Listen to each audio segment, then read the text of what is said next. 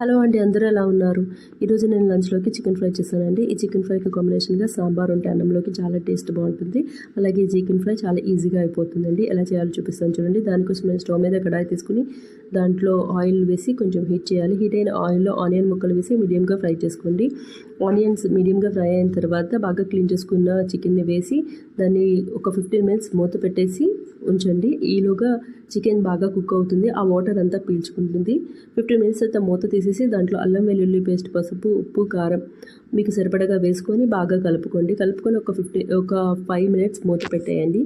మూత తీసేస్తే ఆ వాటర్ మొత్తం ఇంకిపోతుంది. అప్పుడు మీరు కొంచెం మసాలా మీకు సరిపడగా వేసుకొని బాగా కలుపుకోండి. ఇలా దగ్గరగా అయిపోయి కలర్ మారిపోయినప్పుడు మీరు దాంట్లో పచ్చిమిర్చి, కరివేపాకు, కొత్తిమీర వేసుకోండి. చాలా బాగుంటుంది. ఇది చాలా బాగా కూడా కుక్ అవుతుంది నేను చెప్పినట్లు చేస్తే. మా వీడియో మీకు నచ్చితే సబ్స్క్రైబ్ చేసుకోండి. అలాగే ఒక లైక్ కూడా చేయండి ప్లీజ్.